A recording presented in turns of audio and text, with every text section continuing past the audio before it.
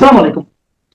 আমরা মঞ্চের আলোচনায় আপনাদের সকলকে আমন্ত্রণ জানাচ্ছি। দর্শক, সাজ্জাদ কাদেরের শুভেচ্ছা নিন। এই মুহূর্তে কথা বলতে চাই, এক মাসেই কি উষ্টা খেয়ে পড়ার উপক্রম নতুন সরকার, বিপাকে বিএনপি সরকার? এই বিষয়গুলো নিয়ে কথা বলতে চাই। সরকারের বয়স সবে মাত্র 1 মাস পেরিয়ে গেছে। 1 মাস যেতে না যেতে খুব বড় ধরনের সংকট ইতিমধ্যে শুরু হয়ে গেছে। সবচেয়ে বড় সংকট যেটি দেখা দিয়েছে, এই যে আমরা একটা বিরাট উৎসব, বাংলাদেশের মুসলমান যেহেতু বেশিরভাগ মানুষ, একটা বিশাল উৎসব গেল ঈদ উল ফিতর। ঈদ উল ফিতর 2 দিন আগে গেছে, আজকে তৃতীয় দিন বলা যায়। তৃতীয় দিনে রাজধানী সহ সারা বাংলাদেশের পেট্রোল পাম্পগুলোর দৃশ্য যদি দেখেন, তেল নেই, হাহাকার। গতকাল পেট্রোল পাম্প ওনার্স অ্যাসোসিয়েশন একটা বিবৃতি দিয়েছে যে যে কোনো মুহূর্তে পেট্রোল পাম্পগুলো বন্ধ হয়ে যেতে পারে। এর 2টি কারণ। এর প্রধান কারণ হচ্ছে তেলের সংকট, তেল যেভাবে তারা চাইছে সেভাবে তেল পাচ্ছে না। আর দ্বিতীয়ত নিরাপত্তাজনিত সংকট, তেল না পেয়ে মানুষ মববাজি বা সহিংসতা করতে পারে। এই আশঙ্কায় অ্যাসোসিয়েশন বলছে যে যে কোনো সময় পেট্রোল পাম্প বন্ধ হয়ে যেতে পারে।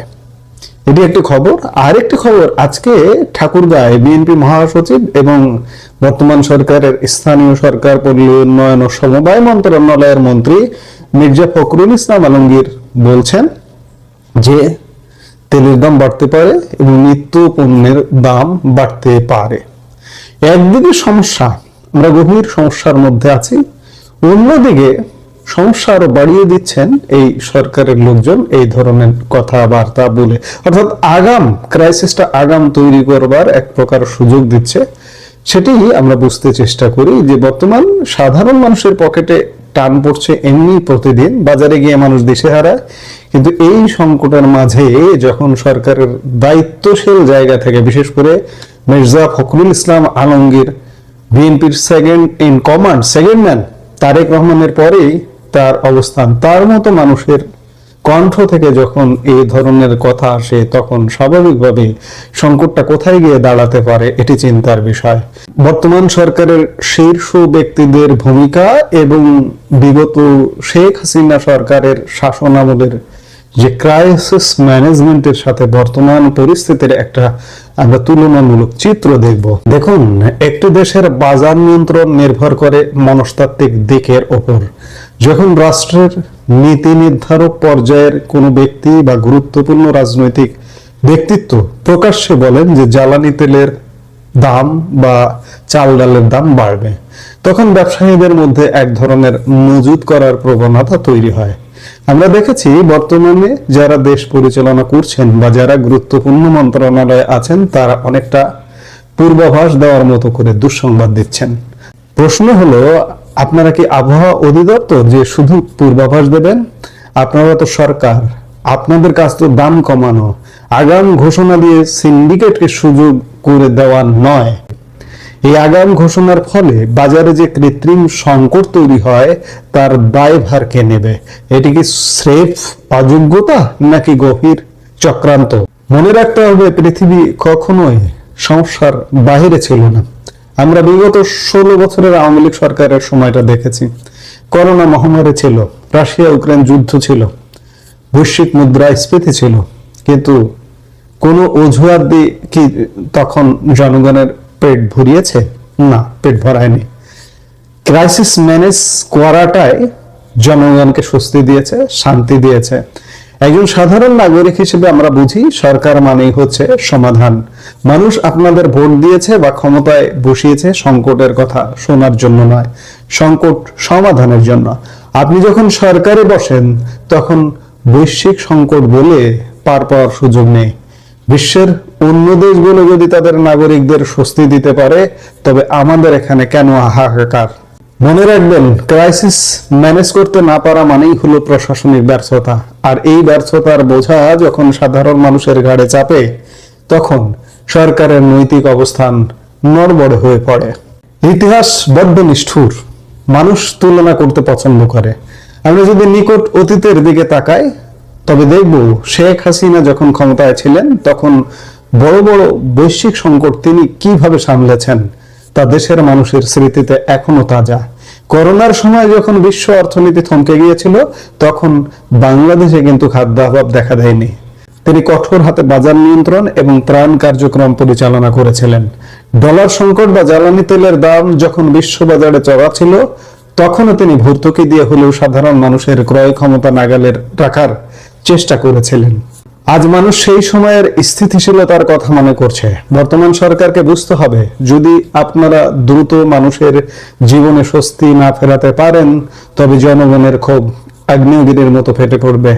বাঙালি জাতি ধৈর্যের চরম পরীক্ষা দিতে জানে, কিন্তু পেট যখন দেয়ালে ঠেকে যায় তখন তারা বিচার করতে ভুল করে না। যারা আগাম দাম বাড়ার ঘোষণা দিচ্ছেন, তারা হয়তো সাধারণ মানুষের দীর্ঘশ্বাস শুনতে পাচ্ছেন না, কিন্তু মনে রাখবেন, বাজারের প্রতিটি আগুনের আঁচ আপনাদের সিংহাসন পর্যন্ত পৌঁছাতে পারে। জনগণ আজ সচেতন, তারা দেখছে কারা বাজারে সিন্ডিকেট করছে আর কারা তাদের মদত দিচ্ছে।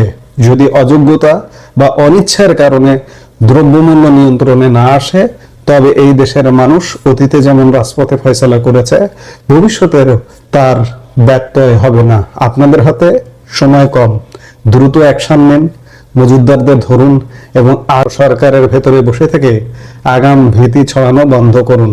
মানুষের স্বস্তি হোক আপনাদের একমাত্র লক্ষ্য।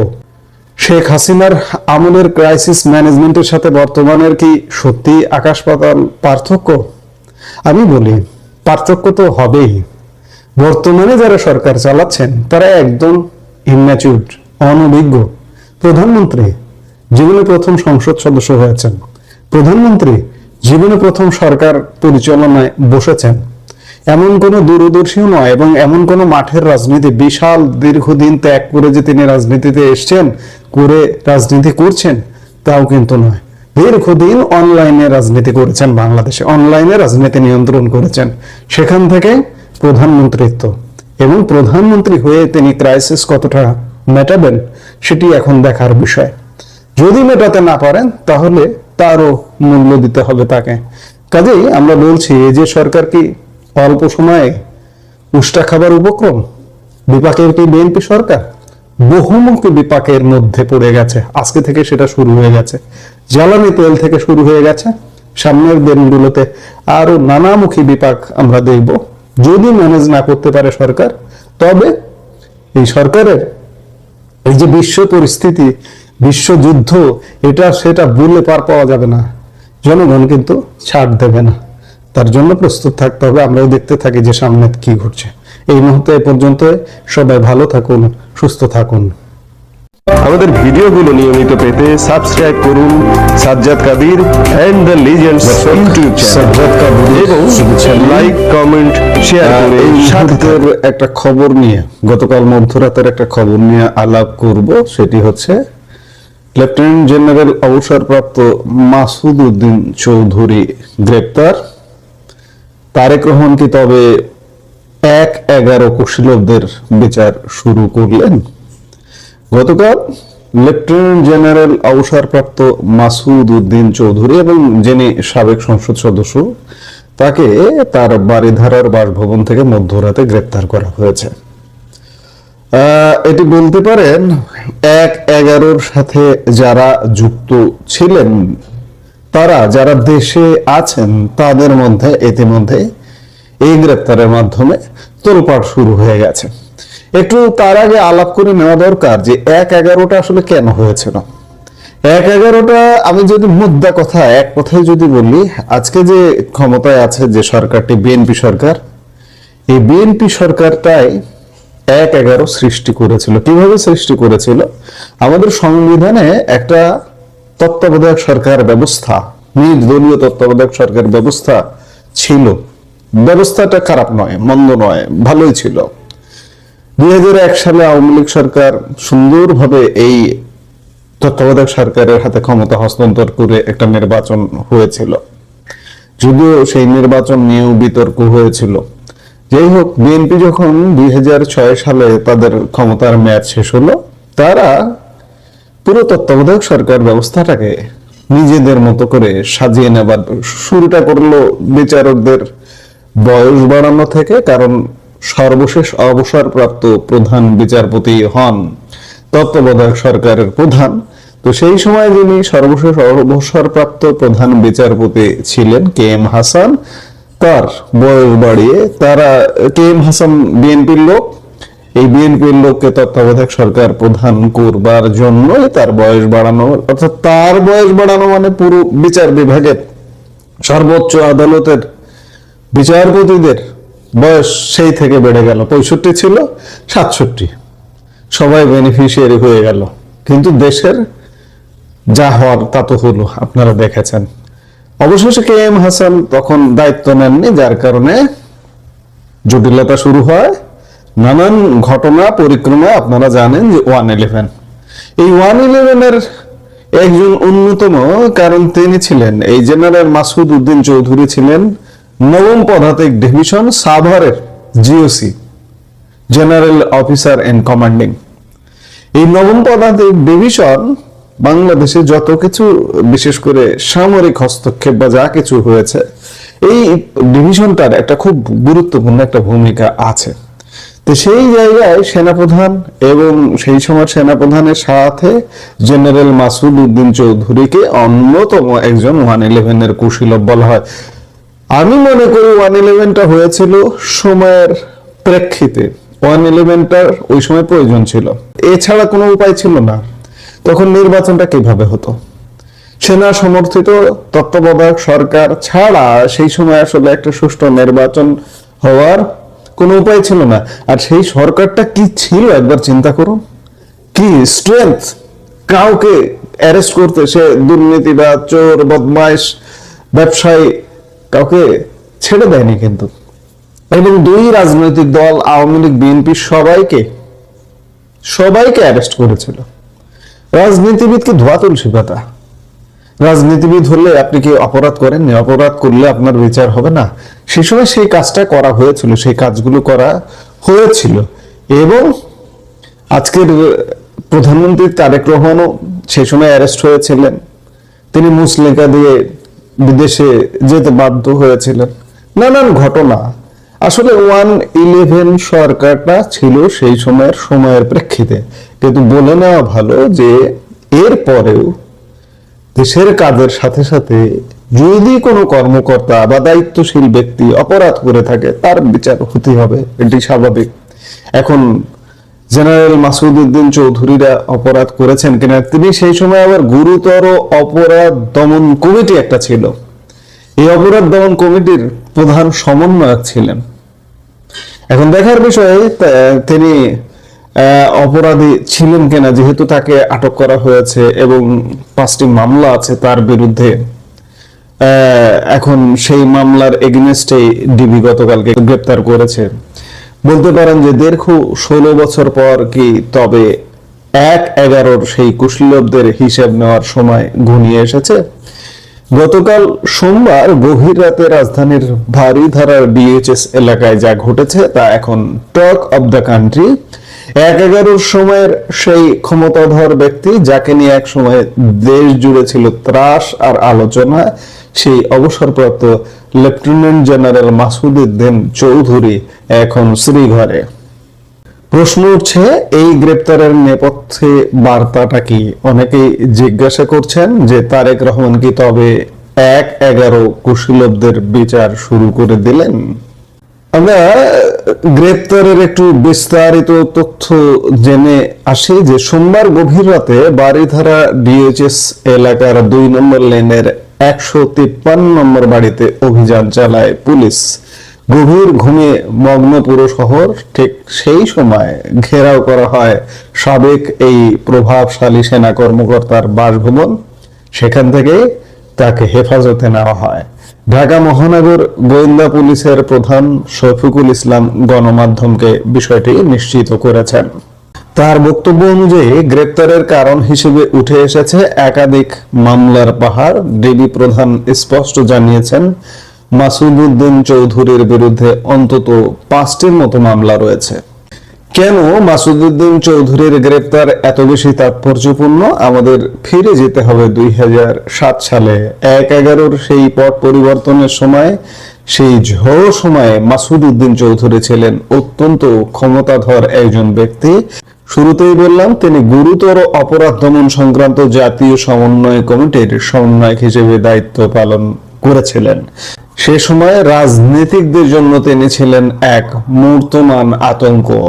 বিশেষ করে বর্তমান প্রধানমন্ত্রী এবং বিএনপি চেয়ারম্যান তারেক রহমান এবং অন্যান্য রাজনৈতিক নেতাদের ওপর যে দমন পীড়ন চালানো হয়েছিল, তার নেপথ্যের কারিগরদের একজন হিসেবে বারবার এই মাসুদ উদ্দিন চৌধুরীর নাম উচ্চারিত হয়েছে।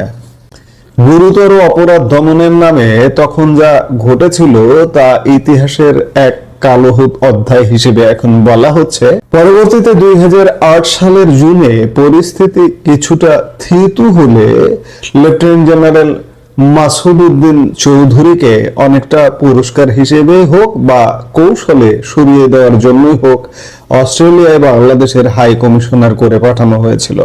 সেখান থেকে শুরু হয়েছিল তার কূটনৈতিক জীবন।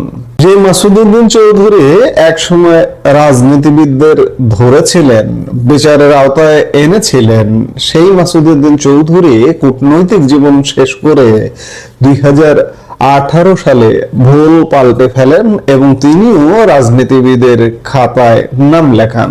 2018 সালে হঠাৎ করেই তিনি রাজনীতিতে সক্রিয় হন এবং যোগ দেন জাতীয় পার্টিতে।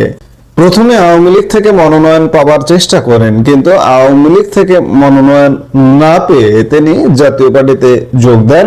একাদশ জাতীয় সংসদ নির্বাচনে ফেনী 3 আসন থেকে তিনি সংসদ সদস্য নির্বাচিত হন। অর্থাৎ যিনি একসময় রাজনীতিকদের শাস্তি দিতে কমিটি গঠন করেছিলেন, তিনিই পরে রাজনীতির ছত্রছায়ায় নিজেকে রক্ষার ঢাল বানিয়েছিলেন। কিন্তু নিয়তির পরিহাস দেখুন, আজ তাকে সেই বাড়িধারা ডিওএইচএস এর বাসা থেকে গ্রেপ্তার হতে হলো। যেখানে তিনি নিরাপদ ভেবেছিলেন, সেখানে আজ আইনের হাত পৌঁছে গেছে। এবার আসা যাক সবচাইতে বড় প্রশ্নে। সাধারণ মানুষের মুখে মুখে এখন একটি আলোচনা, তারেক রহমান কি তবে 1-11 কুশীলবদের বিচার শুরু করলেন? আমরা জানি 2007 সালে তারেক রহমান ও তার পরিবার সবচেয়ে বেশি নির্যাতনের শিকার হয়েছিলেন। সেই সময়কার কুশীলবদের বিচারের দাবি বিএনপির পক্ষ থেকে দীর্ঘদিনের। হঠাৎ করে বিএনপি সরকার ক্ষমতায় আসার 1 মাসের মধ্যে মাসুদ উদ্দিন চৌধুরীর এই পতন অনেক বড় ইঙ্গিত বহন করে। দেশবাসী এখন মনে করছে ক্ষমতার দাপটে যারা একসময় ধরাকে সরাজ্ঞান করতেন, তাদের এখন প্রতিটি কর্মের হিসেব দেওয়ার সময় এসেছে।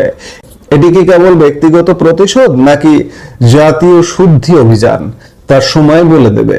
তবে মাসুদ উদ্দিন চৌধুরীর এই গ্রেপ্তার যে 1-11 বাকি কুশীলবদের রক্তচাপ বাড়িয়ে দিয়েছে, তাতে কোনো সন্দেহ নাই।